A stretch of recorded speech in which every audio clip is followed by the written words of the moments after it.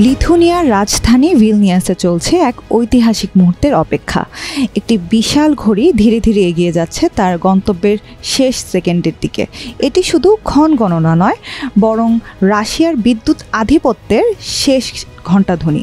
এই ঐতিহাসিক রূপান্তরের সাক্ষী হতে উপস্থিত থাকবেন ইউরোপীয় ইউনিয়নের প্রধান উর্সুলা ভন ডার লেয়েন।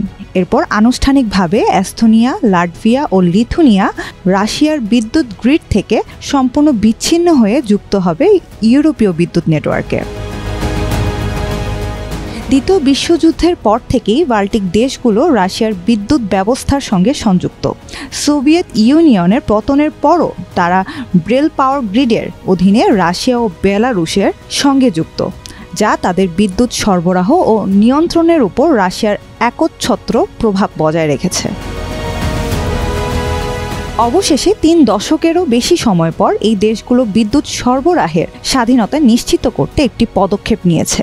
তারা ইউরোপের বিদ্যুৎ নেটওয়ার্কে যুক্ত হতে যাচ্ছে, যা তাদের শক্তি নিরাপত্তা আরও শক্তিশালী করবে এবং রাশিয়ার উপর নির্ভরশীলতা পুরোপুরি দূর করবে।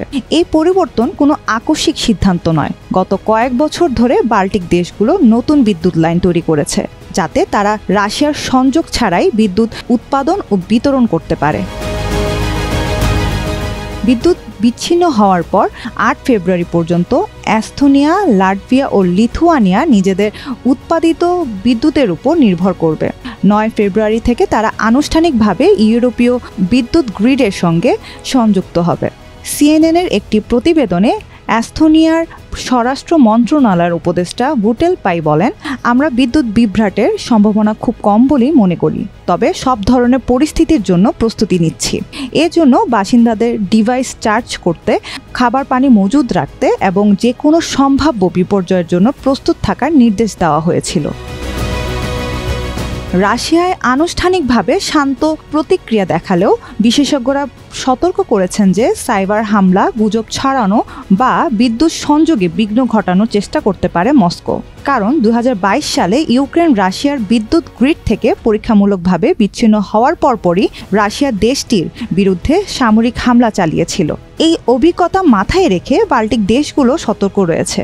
বিশেষজ্ঞরা আরও মনে করেন, রাশিয়ার কালিনিনগ্রাডে বিদ্যুৎ বিভ্রাট ঘটিয়ে বাল্টিক দেশগুলোর উপর দোষ চাপানোর চেষ্টা করতে পারে।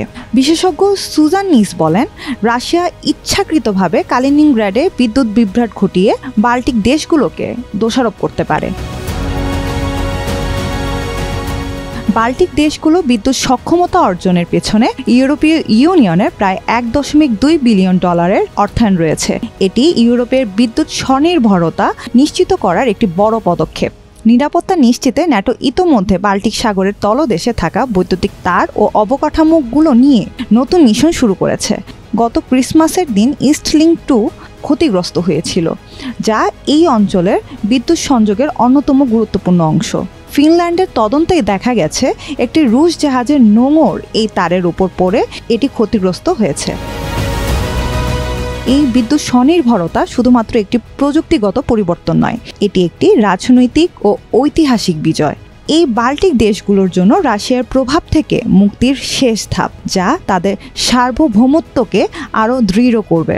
লিথুয়ানিয়ার প্রতিরক্ষা মন্ত্রী ডোভিলে শাকালিয়েনি বলেন, রাশিয়া আনুষ্ঠানিকভাবে শান্ত প্রতিক্রিয়া দেখালেও আমরা জানি তাদের কথার সঙ্গে কাজ সবসময় মিলবে না। এই পদক্ষেপের মাধ্যমে বাল্টিক দেশগুলো রাশিয়ার শক্তির প্রভাব থেকে মুক্ত হয়ে একটি নতুন স্বাধীনতার সূচনা করেছে।